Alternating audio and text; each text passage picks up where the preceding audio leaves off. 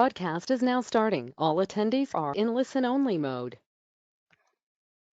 Well, good morning, everybody. This is Christine Westerland, and with me today is... Andrea Runge. Good morning. Yes, good morning, everybody. So happy to have you online with us today for a Disrupting Poverty webinar. We're real excited to present this webinar to you today. As many of you know, this is a collaboration with DCEO, and this is an opportunity for us to gather together remotely and to learn together. As we go through this webinar today, I will say, just as a note, that Carly Wiltsey was originally supposed to be on this webinar as well, but as many of you know, she is our key census person at IACAA, and she is engaged in a census meeting as we are speaking. So anyway, in today's webinar, all of you will be silenced. We will, hang on, my computer screen, I can't, can any of you see my screen yet? I cannot. Okay. Oh, there I can. Okay, and I somehow have advanced it without figuring out how to. Typically, I do this in a different way, folks, and so I'm trying to figure out how to advance my screen or to move it. So this should be interesting. So anyway, this is our webinar today, and focusing on poverty disruption. And excuse me while I am trying to figure out my controls here because they have decided to lock up on me suddenly. So, let's see if that will do it. No, I apologize. So a TV timeout for everybody. I hope that you can see the screen that has the looking to the North Star on it. Yes. And we'll just go ahead and kind of start with this slide, and hopefully I can advance it. If not, we will have to try to take a timeout. I see a question that's come up. Let me click on that. Sandy Dieters can see my screen. Thank you, Sandy. Appreciate you telling me that. So we will try to navigate this webinar the best way that we can and make sure that we can advance these slides. What I may do is give you the keyboard and mouse, Andrea, and see if you could advance them in just a moment here if I cannot resolve this. So anyway, we welcome you all here. Typically at this point, we do say the promise of community action. I'm going to skip that this morning. If we can get back to it, we certainly will. But I think it's important for all of us to be here today in community with one another. And I think it's important for us to learn together really the value of how we can disrupt poverty. I think it's even become more present for the work that we do because we are living in a time that we have not ever navigated. Other generations certainly have, but as a pandemic, we know that this is plunging more people into poverty. So something to consider as we move forward with this webinar this morning. I see a question has popped up. Let me see if I can answer it. Okay, folks are telling me they can see the screen, so that makes me very excited. Now, if we could just move it away from the screen. But first, I do want to connect this presentation today back to the presentation that we had on Monday, which was our examining racial equity with Zandy McKinley from the Community Action Partnership. And I have seen this slide in previous presentations and have always just been really struck by the meaningfulness between looking to this North Star. And really, when community action was born in the 1960s, we really had to lean into that North Star. This is something, the North Star idea has been around for hundreds of years. And the North Star has always been that guiding light for truth, to help us move forward, to help us see and plot the direction that we have. And how is it that we can really build opportunities for everybody in our community? And the disruption of poverty certainly helps us to do that. Andrea, do you have anything you want to throw in here on that?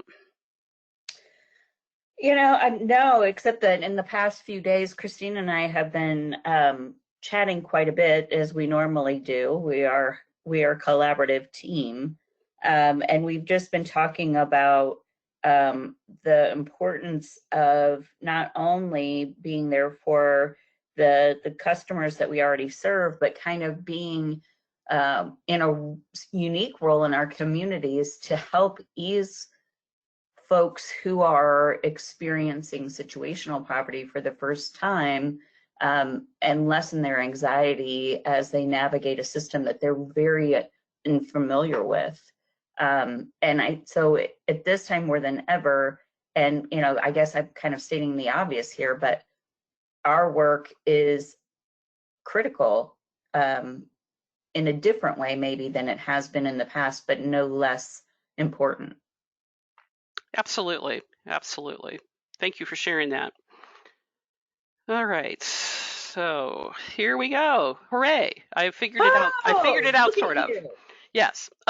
So just to place this in our thinking today, that this work that we're talking about today is really grounded in the work of Dr. Donna Beagle. I know that many of you have had the opportunity to meet Dr. Beagle or to hear her speak. I have the great privilege of being one of her Gold Star speakers and a poverty coach. Carly is also a poverty coach. But I think it's important for us to note that Donna Beagle, who's quite different from some of the other Beagle or poverty experts, and I'm using experts with some air quotes here, that are out there in the field, because she actually lived it. She was impacted by generational poverty. She actually lived, and her parents worked here in Illinois. At some point, she went to first grade in Girard, Illinois, which is a small community south of Springfield. And she always reminds me of that whenever I see her. But she realized when she was quite young, she was a young mom with two young children who really needed assistance. And the first place that she found that help and that connection was through community action. So I think it's important for us to lean into her work. And so much of this, again, this work is grounded on what it is that she offers to us. But I want us to start with a bit of a reflection. I know that we, again, as Andrea and I just really talked about, these are unusual times. And I think it's important for us to reflect on the work that we do in the collective and both individually. And so I'm going to just stay silent for a few moments, and I want you to reflect on these 4 questions. Some of them are big questions. Some of them are questions that might hone in on personal experiences. So, and I'll read each one of them. And I will read each one of them together, but then again, we'll pause for a couple of minutes and kind of help this to center our conversation this morning. So first is, when you hear the word poverty, what words and images pop into your brain? What do you believe causes poverty? Where do your beliefs about poverty come from? And what needs to be done to eradicate poverty? So I'm just going to, again, try to remain silent here for a couple of minutes and allow you to reflect on that. You may want to take a moment and just kind of take a few deep breaths to help you kind of get to that place of contemplation.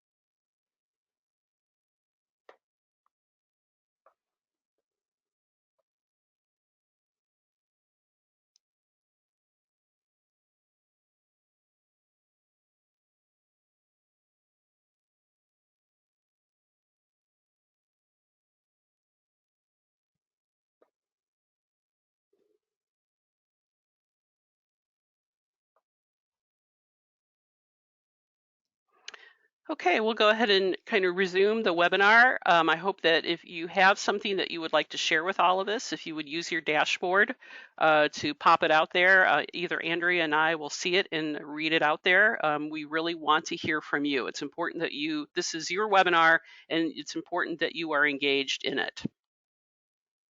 And Andrea, I just want to go back. Did you have anything thinking about those 4 questions? What really popped into your brain? What immediately kind of came to the top of your thinking? Well, rather than a word, it was an image. And there is a photograph that's framed in my mother's house, very, black and white photo, small one, of herself and her two closest siblings. She had a family of 6 children. One of them passed away when he was 8, which had a profound impact on their lives as a collective. But the the picture is of the 3 of them leaning against their farmhouse, having stopped briefly for the picture amid play, and they all 3 have are barefoot and smiling very largely. And that picture is what popped into my head because my ideas of poverty come from that line. It's a generational experience for my family, especially on my mother's side. But the fact that they didn't have on shoes was a very normal occurrence for them. They only had shoes for school and church, and sometimes those had been handed down from another sibling, and often had holes in the bottoms, but they were worn anyway. Maybe they'd put a piece of cardboard in the bottom of their shoe and continue on. But in those times, even though they were very impoverished, they were so engaged with each other and happy and playful. And I think that is the image that comes to mind when I think of poverty.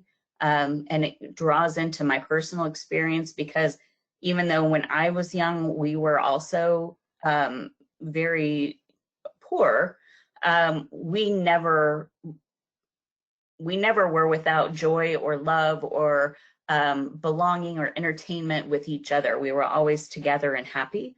And so, it may not be the typical person's response to that question, but that's where I go to. Okay, I appreciate you telling that story so beautifully, and I think we could, with some deep passion. We've had a couple of online comments. Haley Wilson has stated many define poverty as a lack of money or living paycheck to paycheck. I think a lack of resources and generational poverty cycles play a big role in the poverty, and that's you just really kind of did a lovely expansion on that. And then Amy Moore, many causes to poverty, not just one. Absolutely, absolutely. So thank you for that. And again, please feel free to share your thinking. This is, again, we want this to be a collaboration today. So the United Nations defines poverty for us. And I'm not going to read this whole statement to you, but I think there's a couple of key phrases in here that we really need to kind of key into, is that poverty is a violation of human dignity. And I think we often don't see it as such or view it as such, but it truly is that, because it is that lack of capacity to really effectively participate in society. We have societal norms that we think that everybody should have. Those are typically middle class norms. And so this is where class kind of begins to play into it. But I think even from a larger perspective, it means powerlessness and the exclusion of individuals, households, and communities. So poverty just doesn't impact family, and it impacts the entire community. And I think that's something for us to really hold on to. And finally, because it talks about the susceptibility to violence, and it often implies living in marginal or fragile environments, often without access to clean water and sanitation. That's true in the United States as well, that we have places that don't have access to clean water or sanitation. But I think larger now looming in our minds is this COVID-19. And households who experience poverty are certainly going to be far more susceptible. They don't have the easy access to those of us who have vehicles to get to the store or the time. And many of those folks may have lost their jobs. So again, we have to kind of place this in our thinking as we move forward.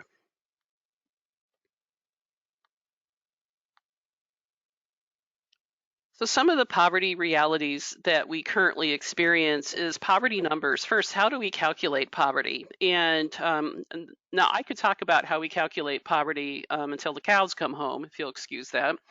But the way that we calculate poverty is out of date, quite frankly. I know that for many of you who have been in a classroom with me, I talk about how it was this poverty calculation that we have was really, really put together by the Department of Agriculture back in the 1950s because there was a glut of milk in the dairy industry, and it was a way to try to get free milk that had been bought up by the federal government to children who needed milk. And that same calculation, it's been adjusted over the years for inflation and the GDP and all those other economic indicators. But we still are very much behind the times in terms of having adequate measurement of how we calculate what the poverty measure is. I think some of the other things that we often hear is that there's plenty of housing in our communities, and that simply is not true. We hear that government assistance is too much, and again, we know that that's not true. People who experience poverty don't have access to food. Many times they live in a food desert. If it's a food desert, and there could be a convenience store. We know that convenience stores typically don't have fresh fruit. They don't have a lot of variety, and their prices are typically very high. The other piece of this is access to fair and livable wages. This is something where we see quite a bit of inequity, and some of that is due directly to education.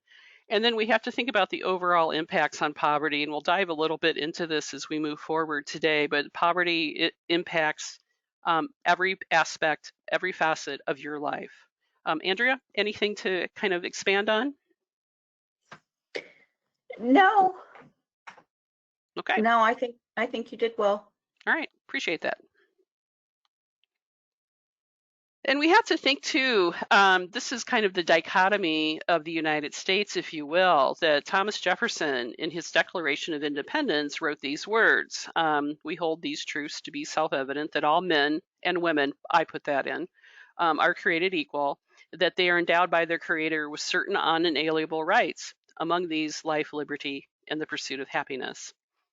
And it's interesting because when we think about the times when this was written, that this probably was, at least from Jefferson's perspective, the right words to use, without thinking that really the individuals that wrote this really were a bunch of white Christian men who were wealthy. And so we often reflect in community action. We look back on these words and we think, wow, why is this not happening for all of us? We want this. And it says in the Declaration that these are certain unalienable rights. That means these are rights that absolutely who lives in the United States are entitled to.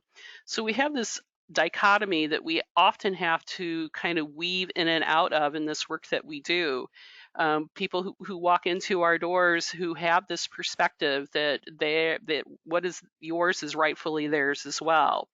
So we have to be very, very clear that yes, these are some of our founders' words, but we also know that we are now living in the 21st century and we can do so much more. We've come a long ways and we still have a long ways to come.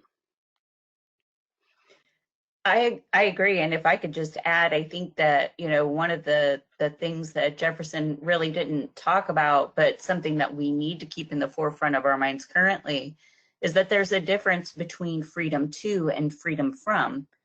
Freedom to do what we please, or freedom to achieve things, but also freedom from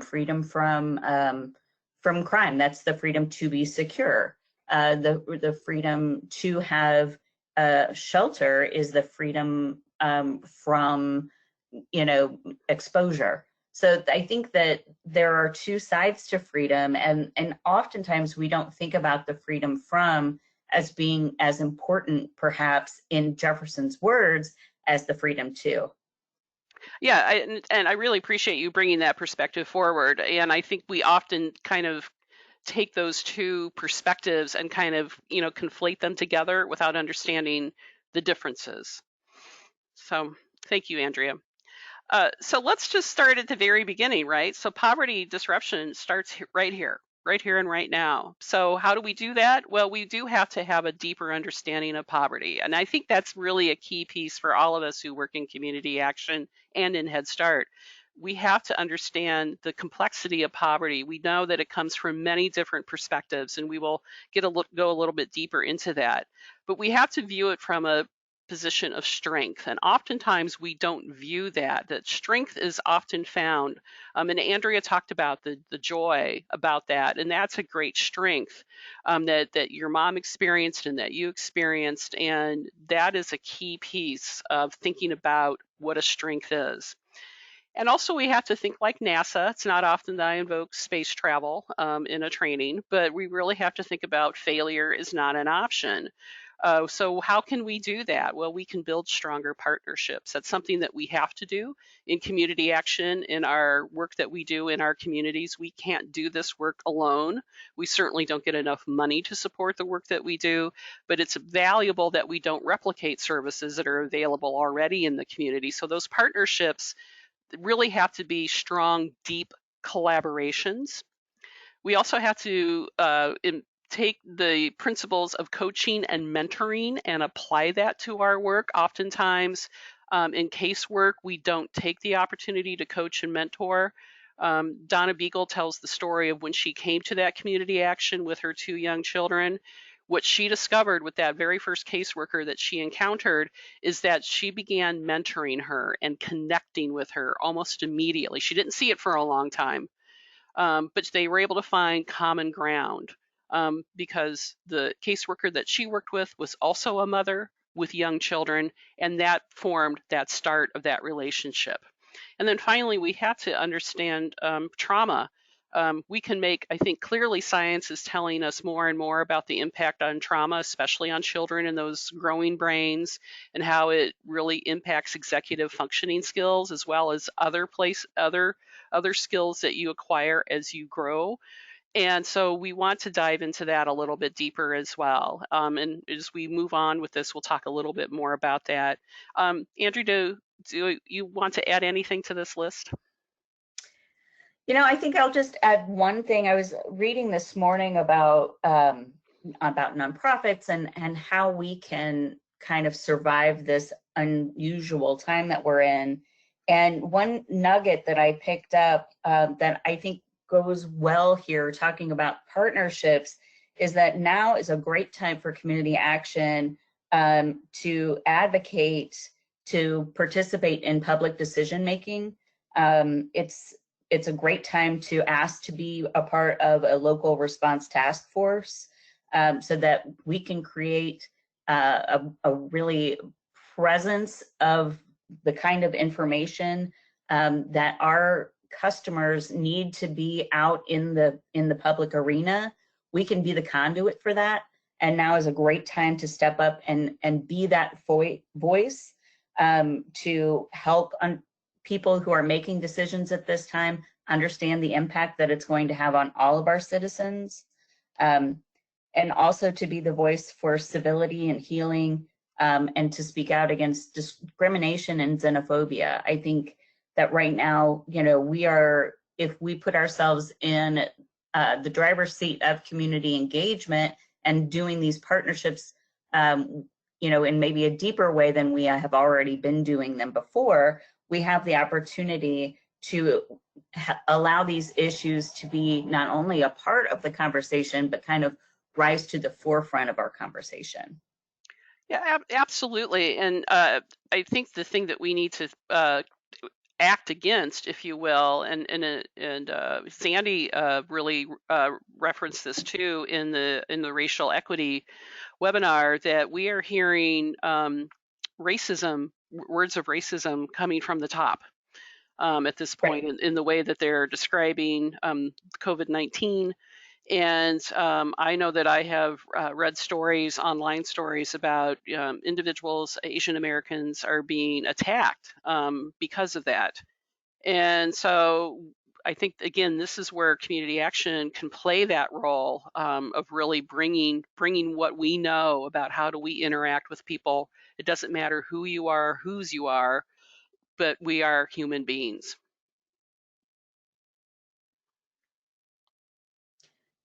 And we're all equally susceptible to this virus, no matter what. And if there isn't, if that's not a greater understanding of our sameness, I don't know what is. Mm-hmm.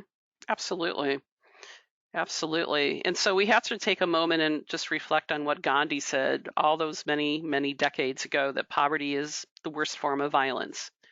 And this is always, I think, a jarring statement, that we don't think of poverty as being violent. I mean, certainly the UN definition alludes to it, but here it's in our face now that we know that poverty is the worst form of violence.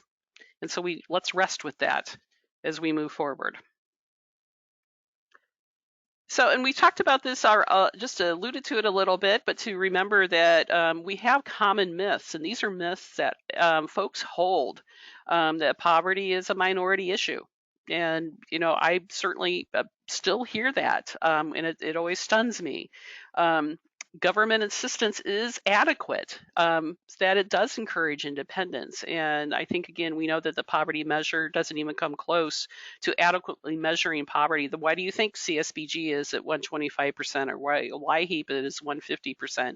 Because that's the adjustment that we have to make in order to help folks have access to our programs. Social mobility is easily achievable. Well, it's not.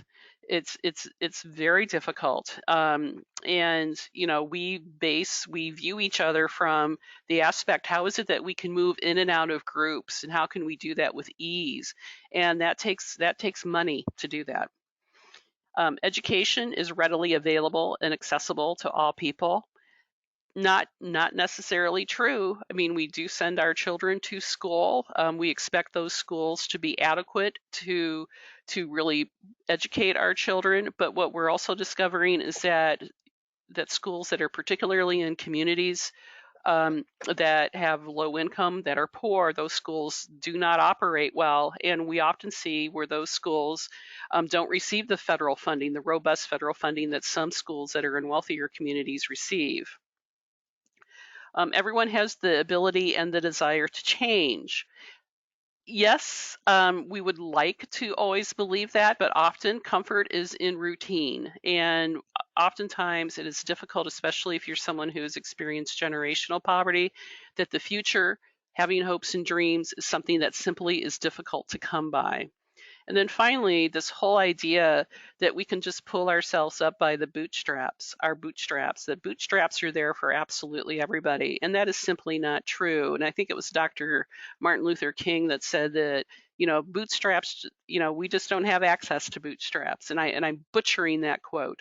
But what we have to think about is that when we were a nation that was founded on rugged individualism, that the concept, the idea that we were moving towards the frontier, that everybody had an opportunity to move and do that equally. And we know that historic narrative, when we read those stories, that we know what happened, that simply was not true. It was fine if you were a white Christian man. Anything else to add to that, Andrea? The one that I would add is an economic one, which is that a rising tide raises all boats. And we know that is true as long as no one has a hole in their boat.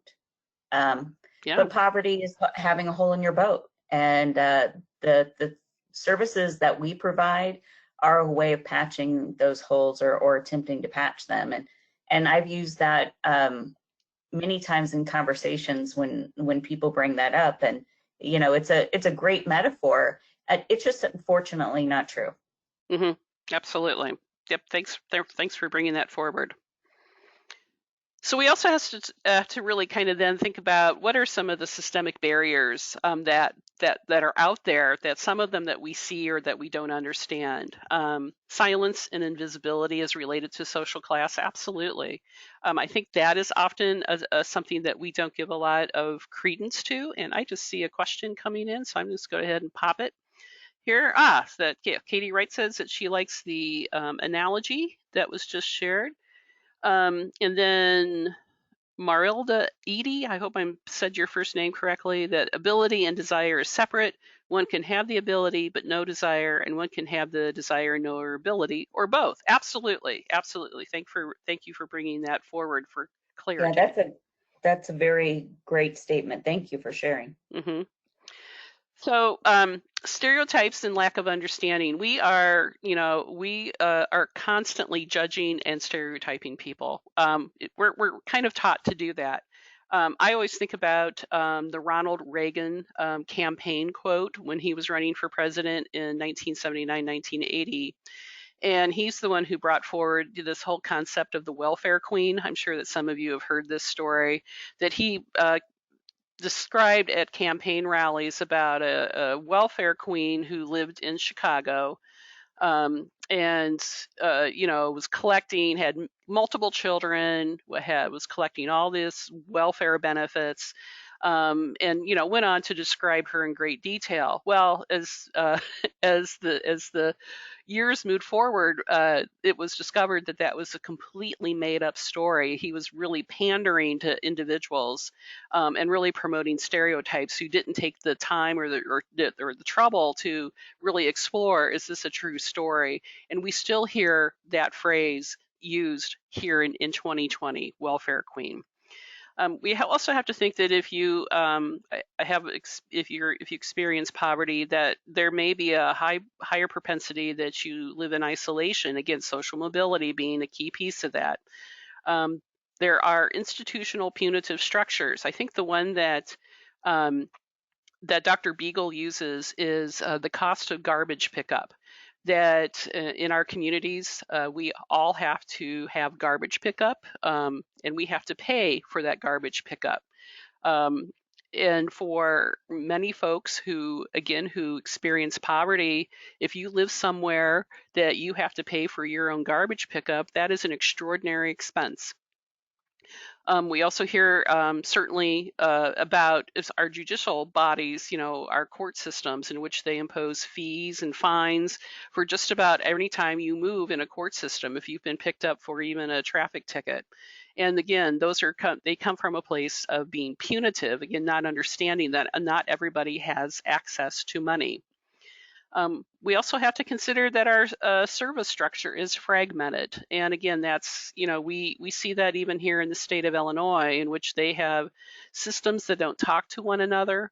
That, we're getting better and clearer about these one-stop places and the collaboration among databases, but we still see quite a bit of fracture and that's also a lack of collaboration. The other piece to this too is that we often struggle with our ability to communicate with one another. Oftentimes governmental structures provide information or instructions that are written in an oblique governmental ease that we have no idea what they mean. We can't discern them. It also could be that oftentimes we don't consider the reading ability of individuals. That is all over the spectrum, as you can only imagine. So we have to be very clear when we do communicate. And the other piece of it that we don't often talk about, but we all hold it, is this idea of implicit bias. And I'll talk a lot about this in just a little bit, but we all hold bias. And there is a great way, there's a website that allows us to kind of examine what our biases are. But when we carry, we have explicit bias too, by the way, but implicit is deeply embedded in us. And so an examination of understanding what our implicit bias really does help us kind of reframe our thinking around how we can disrupt poverty.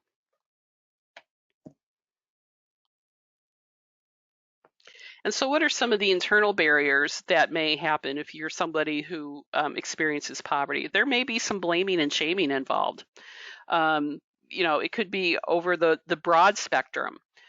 There could be covert inferiority messaging, in which it's something that's not quite out there, but it's being hinted at, and that is so defeating. again, I've referenced it already, but the limitations on looking to the future, having dreams. What are your hopes and dreams? That is such a powerful question to ask absolutely anybody. But oftentimes, if you're someone who experiences poverty, that hope and dream may be just focused on our next meal or paying our rent or how am I going to do this. Again, we have to understand the impact of trauma. There is also sometimes an unwillingness to change, and we get that. We all get stuck in our ways, and we don't want to shift in doing something different just because someone told us to. And then finally, there's organizational bias, in which organizations that believe they are structured to help really don't. And we probably can sit for a moment and come up with a couple of organizations that just pop into our heads right away that we know that simply are not structured to really help everyone. Andrea, anything to add to that? I think that limitations on future plans and dreams makes me think of when I was at the conference last year in Chicago, and I listened to a group from Indiana talk about a program that they had. And one of the ways that they termed that, the limitation of future plans and dreams, was tyranny of the moment. They talked about the fact that when there are so many, immediate needs in front of you, you cannot think past them. And it isn't anything more than stress. It's a stress response. And you and I know what that's like when we have lots of plates spinning, as you and I often do. Sometimes it's hard to think about strategic planning if we're looking at it from an organizational standpoint, when you're so busy trying to spin all the plates that we have going on currently. And I think that is what the limitation is. We've got so many immediate needs that we can't break away from those and look long term. Absolutely. Thank you for bringing clarity to that. So this is probably an image that you have seen in the past, the poverty iceberg. And I'm just I see a question has popped up, so let me click on it and see where we're at. Well said. Well said, Andrea. There you go. So, Thank you. And then let's see, we have Amy Moore has chimed in. When doing case management with clients, we goal plan on an action plan. And when asking clients about their future/dreams is so hard. Not for me to ask, for them to answer. It's an overwhelming thought for them, other than just getting sheltered or paying the rent. Absolutely. Thank you. Thank you. And I see another comment that has come in. Many define poverty as a lack of money. I think I've already read that one. I'll go ahead and just finish it. Many people define poverty as a lack of money or living paycheck to paycheck. Yes, I have read this. It is a lack of resources and generational poverty that cycles play a big role in poverty. The question box is kind of rearranged things for a moment for me, so they're really helping me out on keeping on track. So what we see here is the poverty iceberg. Again, this is an image that many of us have probably have seen in other trainings, but I think it's always so important for us to bring it back up, because what you see above the surface, right? This is what we see. We see oftentimes when you have a family or an individual that comes to your agency, and I've heard this from some of you in the field, I know they're lying to me. They seem angry. They're really rude. They don't follow through. And we know that there's a lot of paperwork that has to happen when you're, getting ready to receive services, or they're, displaying aggressive behavior. But what lies beneath the surface, and I think this is what we really need to focus on, is low self-confidence. It's really a lack of self-worth and exhaustion, frustration, loneliness, pain and panic, confusion, unhelpful beliefs, and fear. I know that in the family and community development specialist training, one of our trainers from the past, Vince Filamini, who was a great mentor to me, used to describe what we see below the surface as where people who experience poverty are dropping off wisdom everywhere they go. And by the time that they get back to their home, their family, that wisdom is depleted. And I really think about that when I see this poverty iceberg, because this is what lies beneath the surface, and how can we be organized around not only kind of working with the anger and the rudeness and the aggression, but what is it that we can tap into, making that deeper connection? Again, how is it that we can pull someone in by providing a space and an openness to begin that relationship from a positive perspective? Andrea? I think that's beautifully said. It makes me think of something I've been watching or participating in a Yale study or course that's available online, and it's free through Coursera, about happiness, and about happiness being something that we can strive for, not something we achieve, and our own role in that. And I've been doing it as a way to think about how it might have an impact on how we serve community. But one of the things that I had watched yesterday was about personal happiness, and it was a difference in psychology. And where this was a psychologist who was talking about how in the past we have been trying to kind of fix people, and move them from being sad, lonely, depressed, or miserable, and into being happy. And he said that in the past, he's only been able to, with traditional psychology, to bring people to neutral. He can get them from being miserable, but he can't get them to be happy. And so he's kind of changed the script on how he works with people. And he has figured out that there are 3 different types of happiness. And I'm sorry, this seems like it's out in left field, but I'll bring it around. They are pleasure, engagement, and fulfillment.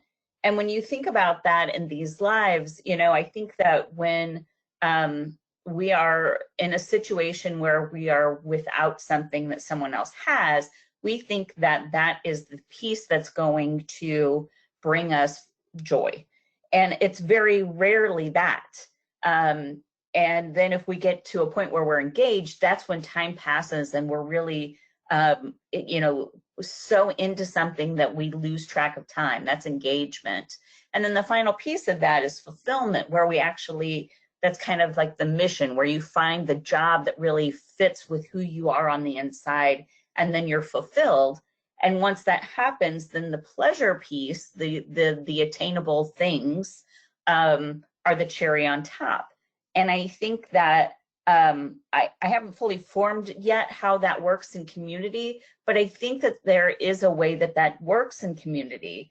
That we have to take care of each other, fulfillment, and be engaged with one another before we can get to a point where we are seeking out the niceties in a community. So that's something that I'm kind of working on mentally right now. For the future, and I think that it has to do with this iceberg. Mm-hmm. Yeah, thank you for sharing that. And yeah, that course on Coursera, I think all Coursera courses are free for the next month, if I remember seeing that correctly. So that might be something for all of you to tap into those courses as well. To really improve, some of the things that you've been pining to improve. So thank you, Andrea. And of course, now there we go. So we really want to then think about, there are poverty classifications. We've talked already about generationally poor. So this is if you have grown up if you've grown up with a parent who experienced poverty, that typically launches that generational cycle. We also know, and I'm skipping to the bottom, there's situationally poor, people who have experienced job loss or some sort of catastrophe that might be an illness or perhaps a fire. It could be just an accident. But again, and we're seeing in today's world, we're seeing far more people plunging into situational poverty, and to think about that. I'm going to jump back up to working class poor. When we crunch poverty numbers, we know that most people who classify as being falling under the poverty line, those individuals have jobs. In fact, many of those individuals have more than one job, and we have to understand that they simply are working and working and working and simply cannot afford to pay their rent or to help support their family with their nutritional needs and all their other needs that they may have. And the other key piece of it that we want to put out there is that there is also a difference if you are an immigrant to this country, that oftentimes the system, especially if you are not native born, is just a really complex system. There's discrimination built into that system. Again, that's currently where we know that more and more individuals who are identified as people who have immigrated here certainly are suffering more discrimination. So that's very different as well, and we have to be very cognizant of that. I see a question has popped up, so let me click on that, or a comment perhaps. If we could give the link to the free seminars, yep, we can go ahead and do that. Sandy, thank you for asking that. So let me close this down. So a couple of things, and this is really something that Dr. Beagle really stresses in the work that she does, is that people communicate differently. You either are very focused on oral culture, which we know that is strongly associated with poverty, and then there's print culture, in which is observed by many middle-class families. And it was Walter Ong that did this work. He was a Jesuit priest who really figured this out. It was really his life's work in that everybody is born with an oral culture. We love to talk to one another, and that print culture is taught. So this is reading and literacy influences. And we have to understand that many times whenever we are communicating with individuals who come into our places, our community action agencies and our Head Starts, that you more than likely may be communicating with somebody who is far more accustomed to telling you stories. And may not be as interested in all the documentation that they have to read through. And so we have to have an appreciation for that. So thinking about what that might mean, so here's the differences between the two. I'm not going to read these to you verbatim, but I think oral culture is really that place, again, where you kind of thrive and live off of talking to other people, and very much in tune with relationship. And I think that's really a key piece of it. Print culture is literacy, that's a learned way of relating to the world. And I have to say, I am such a heavy duty print culture person. It's ridiculous.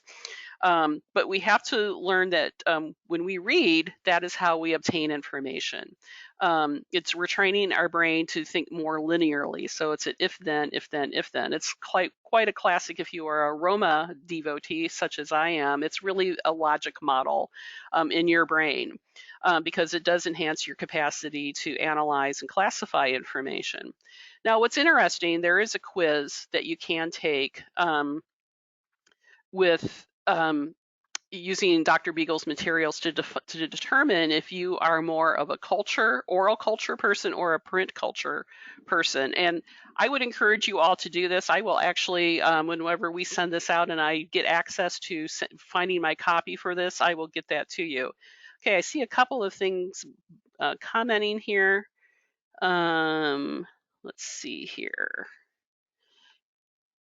Can we get a copy of the PowerPoint? Yes, absolutely. We will be sending this out. So thinking about oral versus print culture, and I believe I have a slide after this that goes into it a little bit more. So when we think about, again, oral, I talked about how relationships are a priority. So look at some of those characteristics. Spontaneity, repetitiveness, looking at the big picture, very comfortable with emotions, very much living in the present, and far more physical. We're in print culture, time is really at the heart of everything. You know, are we going to get there on time? So I alluded to it already. It's a very linear. We try to be very abstract. We're analytical. I've been told that I'm way too analytical sometimes, and yes, that's true. There's a lot more self-discipline and focus. Oftentimes it is strategic. You have that capacity to plan ahead, set goals, and focus on the future, and also have the capacity to delay gratification. So thinking about that, the differences between the oral and the print culture, really would like you just to, we're not going to spend time now reflecting, but to reflect on these differences. Again, we'll try to get that quiz to you to help you determine what you are. And I know that I've taken this quiz multiple times and I lean heavily on print, but let me tell you, I love to talk. And some of you know that about me. And but I'd like to think that I have a balance between the two, but I have to say though, the thing that I would go to over and over again is that I love print culture. But I was also raised in a family that very much valued print culture. I started going to the library when I was a very young girl, and that is where I found my space and my place in life. And that is still my space and place. And so it's important for us to understand that we all communicate very differently. And oftentimes when we are working with someone who presents more from an oral culture perspective or from a print culture perspective, we have to, on our side, to really make that adaptation. Andrea, anything to throw in? No, only that I'm pretty sure I'm on the oral side. Yeah, I would agree with that. Just saying. Just saying. So I do. Oh, okay. I just skipped right past it. I did have a slide where I want you to consider what your culture is. So I'm just going to be quiet for a moment. I'm going to try to get. I don't know if I can get back to this on this laptop, but I want you just to take a moment thinking about those characteristics. Where is it do you think that you align, oral or print?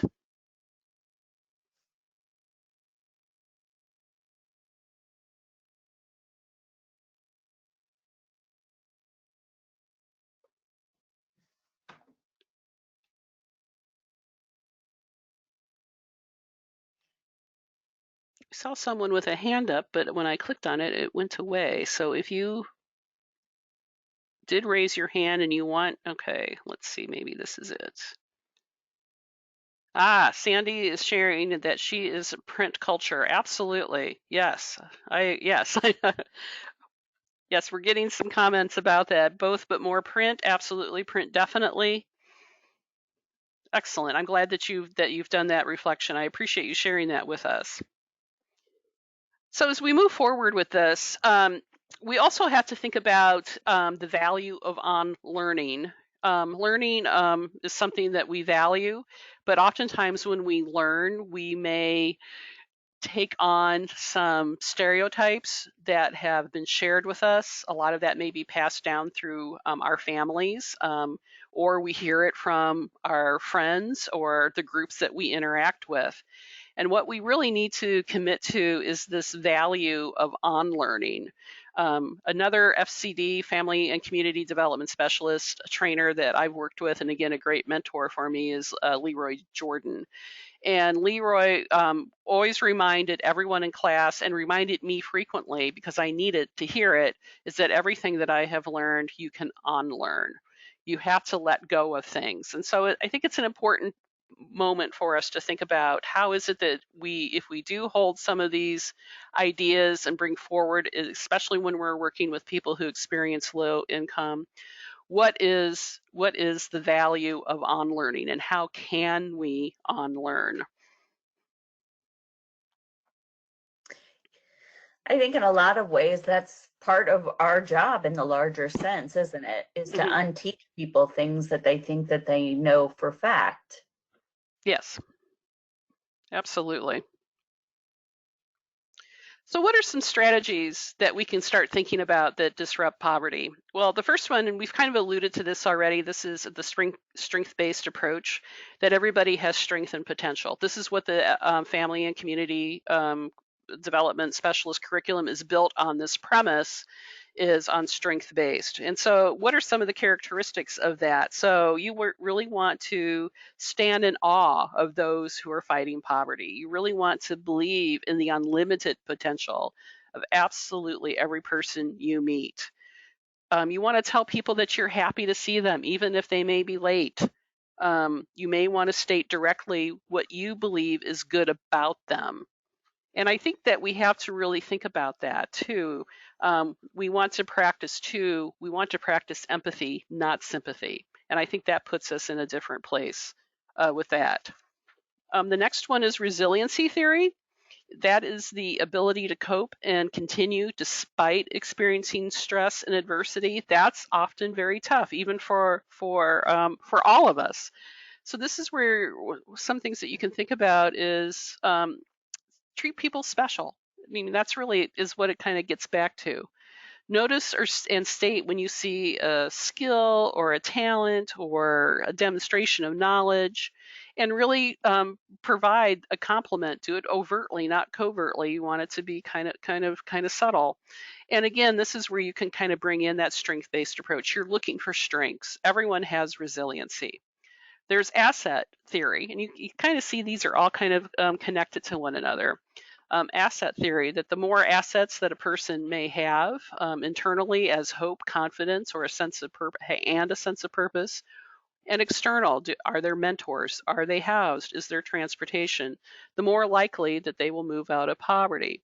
This is where you really have to carefully listen to their story, because whenever that story is being told, and that's how, especially if you're working with people who really oral culture is their thing, that within that story, within the context of that story, you're going to hear pretty much everything you need to learn. And so that's really a key piece of it as well. This is also where building partnerships in your community become all the more valuable to the work that you do, so you can connect folks. You also want to help people, help them navigate this middle class world in which we exist, right? Everything is predicated on this idea of newspapers, books, everything is written from a grade level really that addresses people who are in the middle class. This may be an opportunity to do some navigation. And the next up there is social capital theory, in which nobody succeeds alone. And that is absolutely true. We need each other in order to be successful. So one thing that you may want to do, this is where mentoring may come in, that you may introduce an individual that you're working with to someone else who has moved themselves out of poverty. This is also making face-to-face connections. I think that's a key piece of it as well. I mean, there's so much more. We've lost kind of that personal connection because we communicate by email and text and other ways, and there are other ways that we can communicate.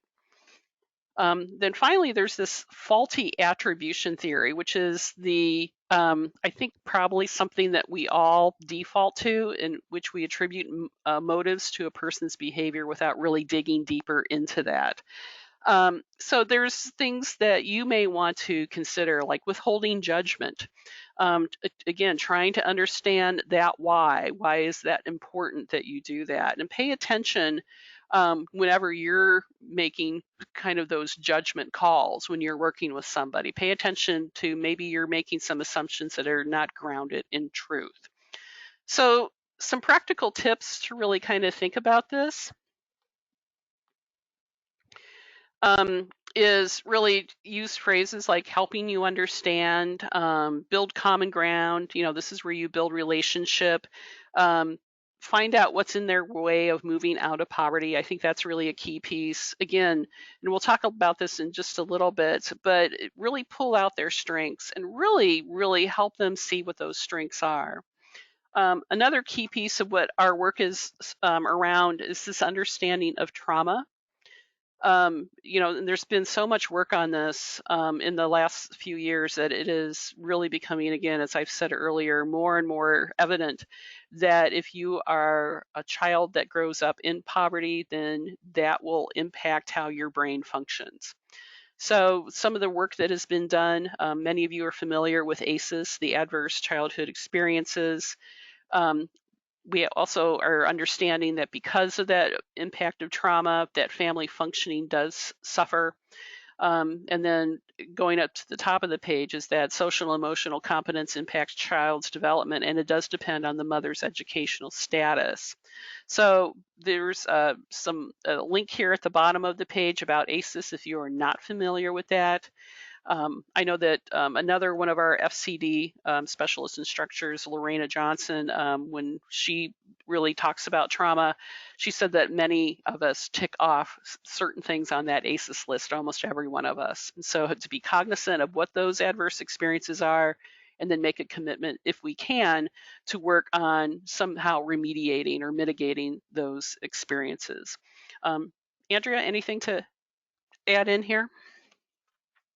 Just two things, actually. When you're working with someone who is more of a storyteller than a linear print person, if they're an oral person, one way to kind of connect with them, I have found, is that as you're listening, you kind of pull out the pieces mentally that you think encapsulates what they're saying. And so it's basically active listening. And you, after their story is finished, you say, please let me tell you what I've heard and if I've understood what you are saying correctly. So it's a way to kind of, get an encapsulation of that and make them feel heard by, just reflecting back to them. I hear that you're experiencing these things and these may be the needs that you need met, which kind of gets you, if you're more a linear thinker, to kind of connect with that person through their story.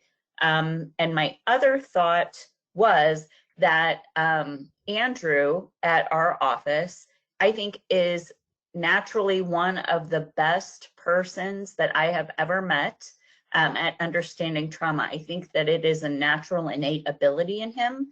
His initial response, if something happens where someone is acting out in a way that's not really maybe what I would do, and I'm like, what the heck? Andrew's first response is always to say, oh, I wonder what happened to them. And it's such a beautiful thing to watch him be so in tune to what may be underlying someone's experience or how they're reacting to something. And I've never seen anyone else do it so beautifully, naturally, without this kind of experience or training. And I try to learn from Andrew every day because I typically get just frustrated. And he, gets me to calm down and think through things. And he is such a resource in that way. And, I just strive to be more like him. Yeah, absolutely. And you're right. He is a master of putting that out there. He's reminded me that of many times as well. So, Andrew, I think you're on this call, so you just got a big shout out. So we heart you, Andrew. Yeah, we do. We do love you. So it looks like another question or comment has popped up. Let me just open it up here. And it's Haley saying she agrees about Andrew. These are our IACAA peeps. That's us. Yeah, we heart each other. Oops. And wait. Okay, I just am skipping past slides, and I apologize. And let me see if I can figure out how to get them back up here. And now it's going nuts on me, folks. I am so sorry. Let me see if I can get. No, that didn't happen. Okay. Okay. Okay, so give me a moment. I apologize. Again, I am, this is my privilege speaking. I'm used to doing this on a bigger screen, and I was going to say, do you want me to sing? You No. could if you want to. So I didn't do anything. It just moved automatically. Okay. All right. Let me just get back to one where I can kind of stop here.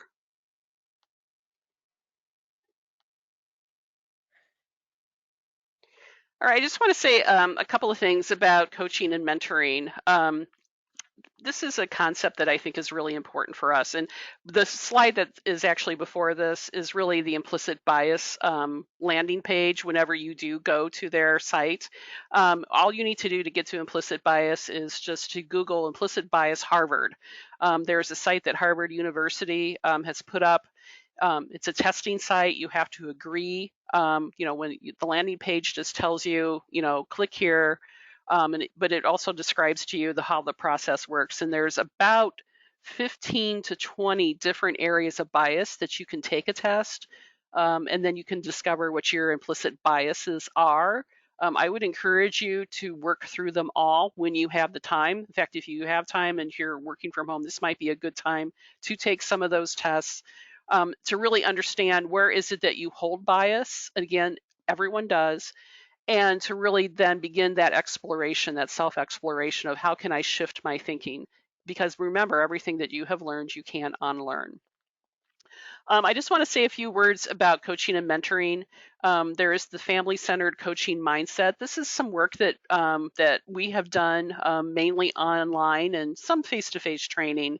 But family-centered coaching is a beautiful connector into the work that we do. It's very much we're beginning to embed practices within the family and community development specialist training. And the values of this, and this is an actual training. This is an actual, the Prosperity Agenda is the organization that really offers this training. I was fortunate enough to go to one of their trainings along with the Community Action Partnership. But these values are values that we all hold. We really want to focus on the full family. So this is something Head Start really pay attention to this opportunity. It's family-led in that we're handing power back to the family. It's based on respect. It's strength-based, and it really focuses on racial equity and inclusion with the principles of being very fluid in approach, which I think is very important in the work that we do, that it's all very transparent. It's peer-based, so you're really connecting families to families, and there's choice embedded into its work and responsiveness. And it really takes in lessons from other disciplines. And we've already talked about trauma informed. There's also scarcity and executive skills. A lot of that is really kind of tied into ACEs. And then behavioral economics, that is an emerging field. It's a fascinating field. I'm not going to talk a whole lot about that right now, but when this webinar is over, I would encourage you just to Google it and see what you can learn about behavioral economics. So the question comes to this, right? Do we have the power to change?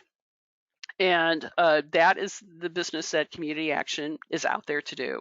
We change people's lives, helping people, changing lives. That is a refrain that we chant often at our gatherings. And we have to not only have the power to change in ourselves, but also have the willingness to help others to see the change that they want to reach for, to be aspirational.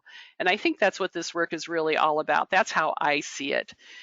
We have the capacity to help people discover that they do have the willingness and the capacity to make change. Again, on learning to learn again. How is it that I can move forward? Andrea, anything to? Just that, in community development, we would look at that as, and you've been talking about it implicitly the whole time, which is asset-based community development. And it's the same when it comes to people, because human needs reflect community needs, or vice versa.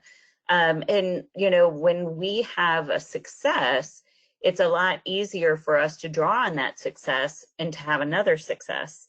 And I think that a lot of times folks, either because we've been taught to be humble, or because we see those successes as something that happened maybe to us rather than something that we created, it's maybe not easy for us to use that as a springboard in which to build upon. But really, that's what we're doing. We're encouraging and coaching folks to see the positive momentum that they have and to use that to propel them forward. Yes, absolutely. I love that. I love how you phrase that. So to get started, just here's some practical tips. So first of all, you always want to go back to your mission of your agency. That is part of the North Star, that leads you to the North Star, is that agency mission. You also want to listen, and listen with intention. Many times we should view listening as a gift to each other, and the importance of listening. The first question that you could ask is, help me to understand. That's such a key piece. That demonstrates empathy, that demonstrates a willingness to engage. And you can express empathy. That's important. Not sympathy, empathy. Seek strengths and cheerlead those strengths. That's such a key piece of that as well. And doing that, when you discover strengths, and that's that listening, which, again, an individual who really uses oral culture, then the barriers may be also included in that storytelling. And find a place where you can have a commonality. I know that we oftentimes genetically we are 99% connected. We're alike, and we have to think about it that way as human beings. You also want to think within the agency, how can I put together service bundling, two-gen approaches? I know that many agencies that have been working on this, not just in Illinois, but across the country. And this is probably one of the most effective methodologies out there that really engage community action customers. You also may want to consider what are some of the internal barriers that may be present in the organization. There is an organizational culture assessment. If you are all interested in that, I would be more than happy to send that to you. So you can begin that deep dive into how are we organized, are we welcoming? And then I think too, the key piece, and it's at the bottom, but it should be at the top, is seek and provide belonging. Because that is a characteristic, it's beyond a characteristic. That is a place where we want to be. We want to belong. We are human beings and we are wired for belonging. Andrea, anything to add to that list of practical tips? The only thing that popped into my head was when we were talking about the two-gen approach, is just a little tidbit that I had learned, and I'm not sure where it was, but one thing that we're learning about trauma is that it actually changes our genetic code, and therefore we pass on that reaction to trauma to our children through our genetics. And so having a two-gen approach, it really makes sense in that perspective, because it's something that not only changes the way that we are wired, but it changes our DNA and we pass that on.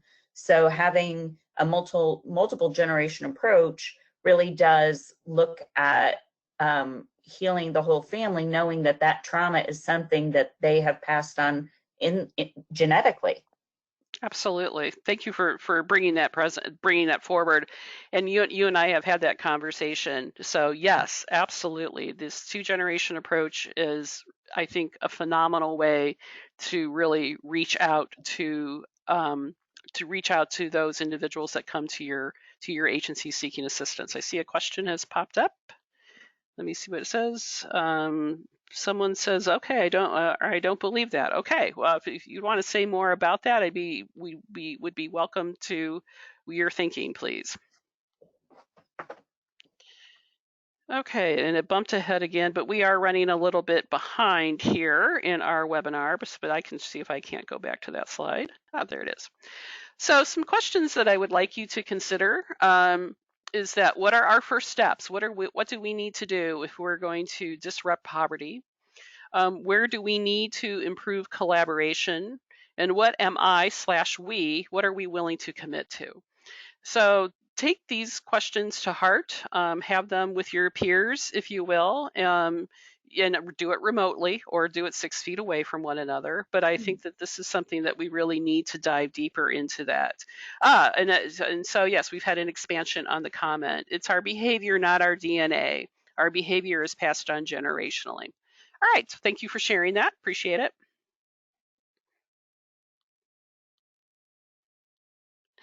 So we have this this quote from Brené Brown that I think really kind of brings us to kind of some closure in our thinking here today. And she's done so much work around vulnerability. She's becoming a connector of many of us in this field. And she said that this deep sense of love and belonging is an irreducible need in all people. Everybody needs it. We are biologically, cognitively, physically, and spiritually wired to love, to be loved, and to belong. When those needs are not met, we don't function as we are meant to. We break, we fall apart, we numb, we ache, we hurt others, we get sick. And so I think this is some profound thinking in which I think we're in a time where we have the opportunity to recommit to one another, to reconnect with one another, albeit remotely. But this is a way that we can be those encouragers. We can be those folks that promote belonging, because this is really where we're going to put together programs that really address the needs of the individuals that we serve in community action, the communities that we serve. This is really kind of the organizational point that we need to consider each and every time. Andrea? Yeah, I think that, it gets harder and harder the more that we are isolated by the realities of today to find ways to connect with each other. But I think that as it becomes harder to do, it becomes even more and more important. Absolutely. And so reach out to your friends, reach out to your family, reach out to your coworkers, do it in a way that's, through video conference or however that is, because, we are humans and we are meant to be in community. And, you may use that as a starting point to talk about how to kind of bridge those isolating factors right now with the customers that you serve, and how what barriers there are to them finding this connection in a time when we're all kind of isolated, and how we might be able to help them find that connection that they so desperately need. Thank you. So moving forward, what can we do? So again, mission forward always. Look and prepare for change. I think this is a time for us to reflect and to really prepare for change ahead. We unlearn, become trauma informed, build those relationships, move from a transactional relationship to a real helping relationship. Consider coaching, use storytelling and other oral techniques to engage and connect, and be open and be the change. This is really, I think, a good list for us to move ahead.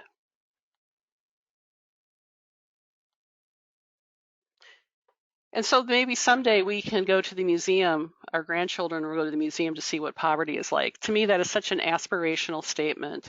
Muhammad Yunus said this. He won the Nobel Prize, Peace Prize, a few years ago for micro enterprise, especially in countries. We sometimes call them third world nations, in which they've been able to really connect, kind of starting a gig economy, if you will. That's what we refer to here in the U.S. Isn't that so aspirational to think about that?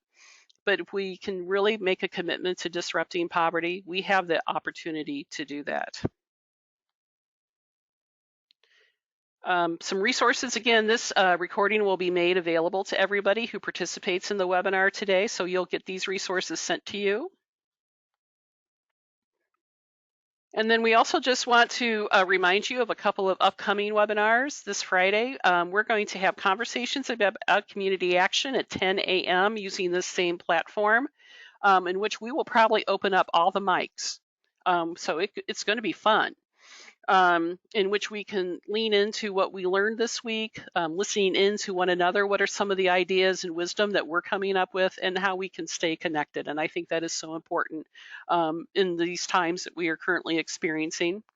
And then on Monday, the 30th, Carly is going to provide I think, a really great webinar on data into dollars. This is somewhat of a condensed version of a face-to-face training that she has designed. And so we would invite all of you to participate in that as well. So, Andrea, we're coming to the end of our time together. Any final thoughts to share? I think I'll just go back to something that I talked about in our storytelling webinar, which is, the thing about vulnerability, and Brene Brown talks about it a lot, but the thing that I've personally found about vulnerability is the more that I'm willing to open up and talk about my own experiences in this line of work, particularly with, having grown up in poverty, the more of a personal connection that I make with people. And the more willing that they are then to share that, and it becomes a dialogue. So I just guess I would leave with a word of encouragement about if something bubbles up in you, and you feel that it is a story that is hard to tell because it's so personal. I encourage you to be brave and tell that story to whomever it is you're working with, because being that raw and human will create a connection and make your work even more fulfilling and impactful. Thank you. Absolutely. Are there any other lingering questions out there or comments to share? Just a couple of housekeeping things as we conclude. The best way to reach myself at this moment is using my email. You can call me, but I would be more than happy to respond to your emails. Again, you all will be receiving a copy of this recording. If you would like to see the slides, we can get those to you as well. And then finally, there should be a survey that pops up at the end of this webinar. I think it will also be emailed to you later. But if you would take the time, it's just a couple of questions, if you would take the time to really share your thinking with all of us on how you respond and reacted to this survey. And I do see a question that has come up. Yes, slides, please. All right. So again, I want to thank everybody who has chimed in today and has sent comments and questions. We really appreciate you being in touch with all of us. And Andrea, I'll toss it over to you. Just thank you. I learned so much every time that I talk to Christine, and I'm really looking forward to Friday to get a chance to hear from all of you and learn from you as well. Yeah, so be sure, absolutely. So be sure if you have some time on Friday morning at 10 a.m., register and sign up, be a part of our conversation again, because we want to learn from you. It's so important that we stay in touch. So I'm going to go ahead and end this for all of us. But please be well, stay well, and we look forward to seeing you, and take good care. Bye-bye. So Andrea, I'm going to go ahead and sign off. Okay. All right. Maybe we'll talk in a bit. Okay. Okay, that's fine. All right. Bye. Bye.